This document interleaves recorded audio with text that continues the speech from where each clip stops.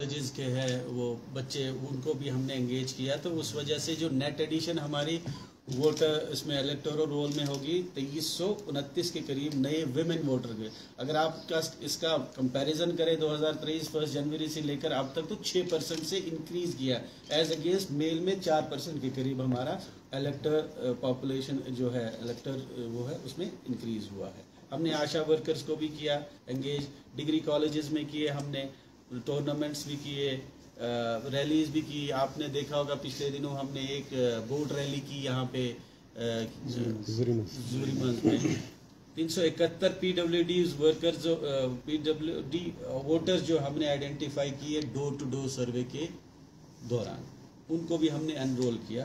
Booth level camps भी हमने conduct किए, जिसमें हमने सक्षम ऐप, जो हमारे फिजिकली चैलेंज्ड जो वोटर्स हैं, पीडब्ल्यूडी जिसको बोलते हैं, उनको हमने एक फैसिलिटी के बारे में बताया। ये जो एक ऐप है कि ये वहाँ पर आप उसके थ्रू किसी भी किस्म बूथ लेवल पे कोई, अगर आपको वोटर रजिस्ट्रेशन के करना, होम वोटिंग का करना है, हमने सब कुछ उनको बता दिया। और हमने आईटी एप्लीकेशन जो है सब एक्टिवेट कर दी। जो जैसे एरोनेट है वो तो वैसे ही चल रहा था, क्योंकि उसके through electoral roll management process होता है। एप्लीकेशन आती है, उसको BLO ऐप के ज़रिए फिर ERO नेट पे जाता है, फिर कंसर्न ERO जो होता है, जो अब ARO बन गया है, तो वो उसको प्रोसेस करता है, एक्सेप्ट और रिजेक्ट करता है, या कुछ भी करना, आपने एडिशन करना है, आपने डिलीशन करवाना है, आपने चेंज करवाना है, अपना एड्रेस चेंज करवाना, करेक्शन करवानी, सब कुछ इसी के थ्रू होगा। एनकोर एप्लीकेशन अभी एक्टिवेट हो गई है। इसमें ऑनलाइन कैंडिडेट को फैसिलिटी है, वो ऑनलाइन अप्लाई कर सकता है, नॉमिनेशन पेपर अपने फाइल कर सकता है, एफिडेविट वगैरह वो भी हमने कर दी।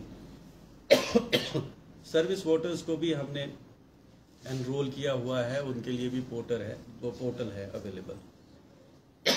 उनको ETPBS की फैसिलिटी भी है, electronically transfer portal ballot system, उसमें भी वो भी हमारे पास अवेलेबल है। बाकी भी पोर्टल्स हैं, सुविधा जो है वो कैंडिडेट्स को परमिशन लेने के लिए एक ऑनलाइन फैसिलिटी है। ऑफलाइन भी कर सकते हैं, लेकिन ऑनलाइन फैसिलिटी है, उसके ज़रिए वो कंसर्न नोडल ऑफिसर के पास जाएगा, तो उसको परमिशन, उसको पता भी लगेगा कि कितनी देर, कौन सी जगह है जो अवेलेबल है, कौन सा टाइम स्लॉट है जो मुझे जिस पे मेरे पास मुझे जाना पड़े, मैं जा सकता हूँ, वो स्लॉट भी वो चूज़ कर सकता है।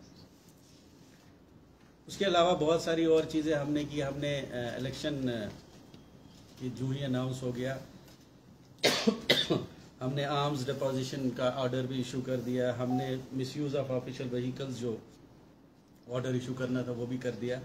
डिफेसमेंट ऑफ गवर्नमेंट और पब्लिक प्रॉपर्टी, प्राइवेट प्रॉपर्टी की जो ऑर्डर्स थे वो भी इशू करने के। एम्प्लॉयज़ को भी हमने मुतनब्बे किया कि भाई आप किसी भी पॉलिटिकल रैली में या किसी भी किस्म का सियासी जो है उसमें पार्टिसिपेट नहीं कर सकते हैं, सियासी पॉलिटिकल प्रोसेस में। अगर करेंगे तो आपके खिलाफ एक्शन होगा। प्रिंटिंग प्रेसेस को भी हमने मुतनब्बे किया कि भाई अगर आप प्रिंटिंग मटेरियल आपके पास आता है, उसमें एक वो उसमें अपना किसने प्रिंट किया, कब प्रिंट किया, वो सारा होना चाहिए, सर्टिफिकेट वगैरह, और जो उनको ज़रूरी है सर्टिफिकेट हमें देना, हम वो भी हमने उनको बता दिया। अगर आपको अब कुछ पूछना है तो शेड्यूल हम इनके थ्रू से, हाँ, आपको शेड्यूल भी हम आपको भेज देंगे ये ताकि ये सब जगह पहुंच जाए, आप सर्कुलेट करें।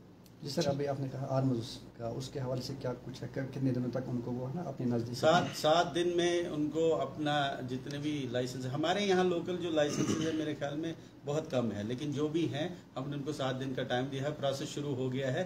कल से जो हम डिटेल्स जो इलेक्शन कमीशन ऑफ इंडिया को देनी होती है लॉ एंड ऑर्डर की, उसमें ये भी मेंशन होता है कि ये कितने लाइसेंसेज अभी तक डेट ऑफ अनाउंसमेंट के बाद जमा हो।